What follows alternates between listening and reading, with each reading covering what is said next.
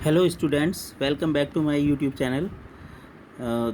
Channel को subscribe ज़रूर कर लें। नीचे लाल बटन है, उसको ज़रूर दबा लें।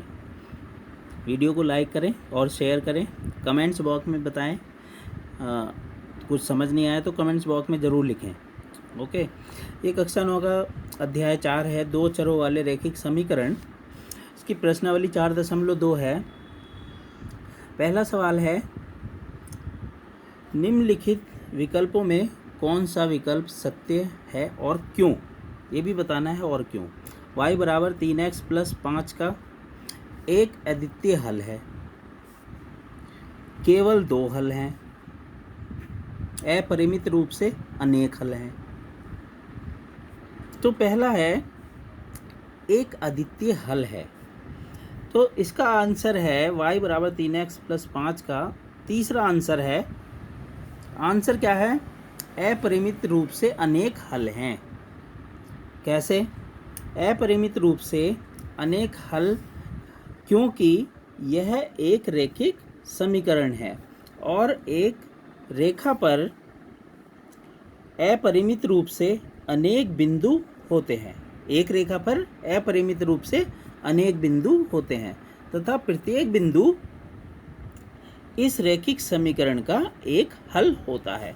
जैसे हमने कोई रेखा खींची, ये बहुत सारे बिंदुओं से बनी है, बहुत छोटे छोटे बिंदुओं से बनी हुई है, इसलिए इसके अपरिमित हल होंगे। ठीक है। दूसरा है, निम्नलिखित समीकरणों में से प्रत्येक समीकरण के 4 हल लिखिए। पहला 2x प्लस वाई बराबर 7, फिर पाई एक्स प्लस वाई बराबर 9, फिर x बराबर 4y। तो पहला देखते हैं 2x प्लस वाई बराबर 7। इसको हम लिख सकते हैं y बराबर, ये 2x इधर आके माइनस का हो गया, माइनस 2x, तो y बराबर 7 माइनस 2x। x का मान हमने इसमें 0 रखा। जब x का मान 0 रखेंगे, 7 माइनस 2 गुणा 0 हो जाएगा, तो बराबर 7 आ जाएगा। माइनस 0 लिखे ना लिखे, है ना। फिर ये 0 7 हमने क्या प्राप्त हुआ? 7। और जब x का मान 0 रखा तो y का मान 7 प्राप्त हुआ। ठीक है। समीकरण का एक हल है, ये भी समीकरण का एक हल है। अब x बराबर 1 रखने पर y बराबर 7 माइनस 2 गुणा 1, तो 7 माइनस 2 बराबर 5। एक हल ये हो गया, 1 5, क्योंकि x का मान 1 रखा हमने और y का मान 5 आ गया, इसलिए समीकरण का एक हल है।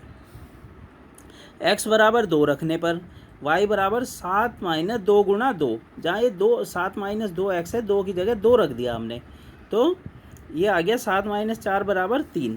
तो x का मान 3 आया। ठीक है। और क्या रखने पे आया? 1 रखने पे। ठीक है। x बराबर 3 रखने पे कितना आया? y का मान 1। तो x का मान 3 और y का मान 1 आ गया। समीकरण का एक हल है। इस प्रकार 0 7 1 5 2 3 और 3 1 समीकरण के 2x प्लस वाई बराबर 7 के 4 हल हैं। तो इसी तरह से बहुत सारे हल हो सकते हैं। फिर दूसरा है पाई एक्स प्लस वाई बराबर 9। अब इसको हम लिख सकते हैं y बराबर 9 माइनस पाई एक्स।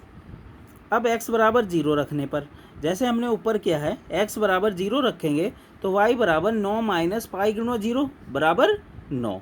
तो ये तो 0 हो गया, तो ये y का मान 9 आ गया। क्या रखा हमने? x का मान 0 रखा तो y का मान 9 प्राप्त हुआ, इसलिए समीकरण का एक हल है ये। ठीक है। फिर x बराबर 1 रखने पे y बराबर 9 माइनस पाई गुणा 1, तो 9 माइनस पाई, y का मान 9 माइनस पाई हो गया। जब x का मान 1 रखा तो ये समीकरण का एक हल क्या हो गया? 1 9 माइनस वाई। ये x का मान रखा, ये y का मान प्राप्त हो गया, समीकरण का एक हल है। इसी तरह x का मान 2 रखा, x बराबर 2 रखने पर क्या हुआ? x माइनस 9 माइनस पाई गुणा 2, तो 9 माइनस 2 पाई। अतः 2 9 माइनस 2 पाई समीकरण का एक हल है। x बराबर 3 रखने पर y बराबर 9 माइनस पाई गुणा 3, 9 माइनस 3 पाई। अतः 3 9 माइनस 3 पाई समीकरण का एक हल है। इसी प्रकार 0 9 1 9 माइनस पाई, 2 9 माइनस 2 पाई, 3 9 माइनस 3 पाई, ये समीकरण के 4 हल हैं। इसी तरह तीसरा है x बराबर 4y दिया है, इसमें y का मान हमने 0 रखने पर x बराबर 4 गुणा 0 बराबर 0, x का मान 0 प्राप्त हो गया। जब y का मान 0 रखा तो 0 0 समीकरण का एक हल है।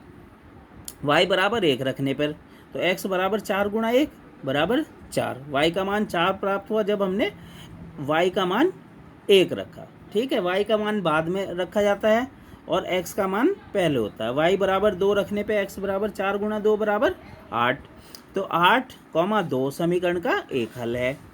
y बराबर 3 रखने पर x बराबर कितना हो गया, 4 गुणा 3 बराबर 12, 12 आया x का मान जब y का मान 3 रखा, समीकरण का एक हल है।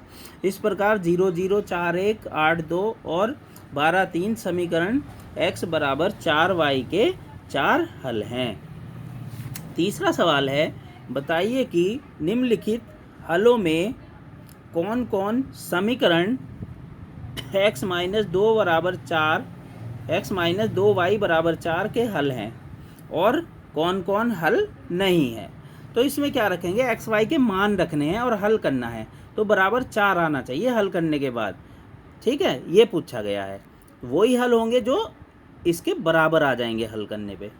0 2 दिया है x माइनस 2y बराबर 4, तो इसमें x माइनस 2y बराबर 4 में x बराबर 0 और y बराबर 2 रखने पर, ठीक है, पहला x का मान है और दूसरा y का मान है, सब समझ गए होंगे।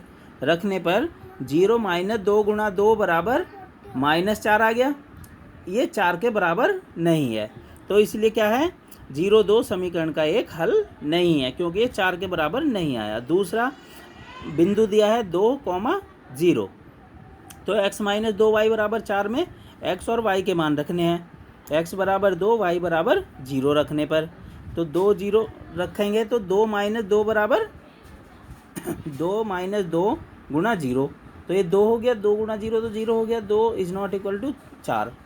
ठीक है, अतः 2 0 समीकरण का एक हल नहीं है क्योंकि वो 4 के बराबर नहीं आया हल करने पे। अब रखेंगे 4,0 दिया x माइनस 2y बराबर 4, तो इस समीकरण में x बराबर 4 और y बराबर 0 रखने पे 4 माइनस 2 गुणा 0 बराबर 4, तो ये 4 बराबर 4 आ जाएगा। ठीक है, ये जो है 4 बराबर 4 आ गया। ठीक है, तो ये क्या होगा, अतः 4,0 समीकरण का एक हल है क्योंकि इधर बराबर में 4 था और इधर हल करने पे भी 4 आ गया है। √2, 4√2, अब ये रखेंगे x और y के मान, तो x माइनस 2 बराबर 2y बराबर 4, तो x माइनस 2y बराबर 4 में x बराबर √2 और y बराबर 4√2 रखने पर √2 माइनस 2 गुणा 4√2 बराबर -7√2 आ गया, ये 4 के बराबर नहीं है, अतः √2, 4√2 समीकरण का एक हल नहीं है। अब पांचवा है 1,1 दिया है x माइनस 2y बराबर 4, तो x माइनस 2y बराबर 4 में x बराबर 1 y बराबर 1 रखने पे 1 माइनस 2 गुणा 1 तो -1 आए, ये 4 के बराबर नहीं है, तो अतः 1,1 समीकरण का एक हल नहीं है। अब चौथा सवाल है, k का मान ज्ञात कीजिए जबकि x बराबर 2 y बराबर 1 समीकरण 2x प्लस 3y बराबर k का एक हल हो। ऐसा सवाल बहुत आता है एग्जाम में, आसान होता है। अब देखो कैसे आसान होता है, इस समीकरण में x और y के मान रख देंगे तो k का मान आ जाएगा। ठीक है, 2x प्लस 3y बराबर k में x बराबर 2 और y बराबर 1 रखने पर क्या प्राप्त हुआ, x का मान हमने 2 गुणा 2 हो गया प्लस 3 गुणा 1 y का मान बराबर k, 2 दूनी 4 प्लस 3, तो k बराबर 7। ओके, चैनल को सब्सक्राइब ज़रूर कर लें और लिखते हुए स्क्रीनशॉट भी ले सकते हो, मैं लास्ट में ये कर रहा हूँ। रेड बटन ज़रूर दबा लें, ठीक है, रेड बटन दबा लें और पिक्चर को वीडियो को लाइक करें, शेयर करें। Okay, thank you.